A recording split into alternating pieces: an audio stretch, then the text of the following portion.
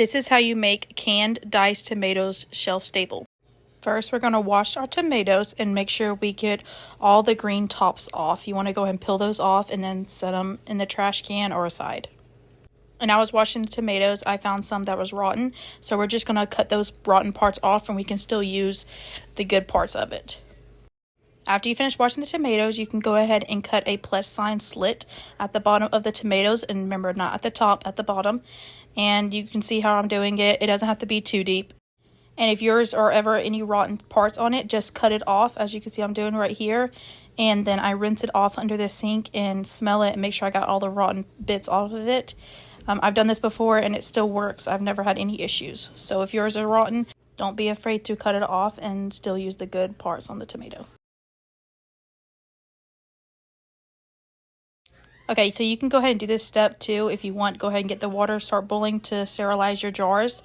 You always want to sterilize your jars before you use them in a hot boiling water for about 10 minutes. Once it's boiling, the water is, and then you're just going to sterilize them for 10 minutes. I go ahead and put it on before I do the tomatoes, but you can also do it afterwards if you want to.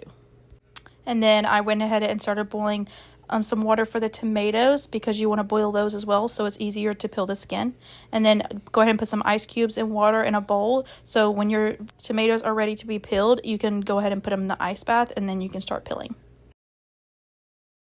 The water was finally hot enough, so I went ahead and got the tomatoes and dumped them in. And you want to boil those for 5 minutes until the skin is wrinkly and starts to fall off. They should look like this, and that's when they're ready to be dunked into the ice bath. Now we're going to peel the skin off first. And I save the skin and top so I can use them later and blend them up to get all the juice remaining out from them and put them in the pot with the tomatoes. And make sure you core the top. You want to get that green part off and get the core out because it's a little more bitter. But I usually just go around slowly with the knife and not go too deep. And then I just twist and pull.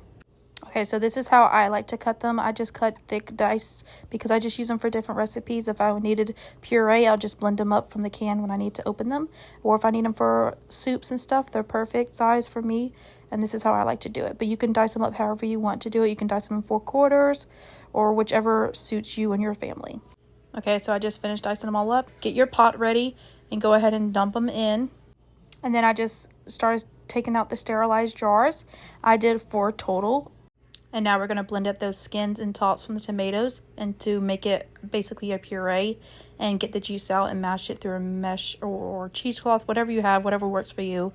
And then put that back in with the tomatoes that we put in the pot. And as you can see, I'm putting it through a mesh. And make sure no skin drop in the pot. I almost had one drop in, but I picked it back up and put it on there. And then I'm just going to smash and squeeze all this juice out. And also by doing this, I had about probably maybe a cup's worth of juice that came out of this and to add back in the pot, and it just gives it extra flavor. So I recommend using lemon juice instead of citric acid for this, but since I didn't have any lemons, I just went ahead and had to use citric acid that I had. But you want to add a half a teaspoon per quart jar, or if you have a pint, it's 1/4 teaspoon. And then same with salt. You can use any salt you like. I use pink salt.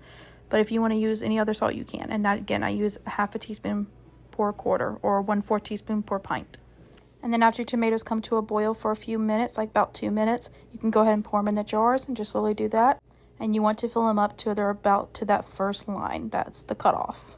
Before you put the lids on, you're going to go ahead and wipe your rims down with a paper towel and make sure you get anything that's left over or residue. We want these super clean before we screw the lids on. And then make sure you screw those lids on super tight. You want a tight seal.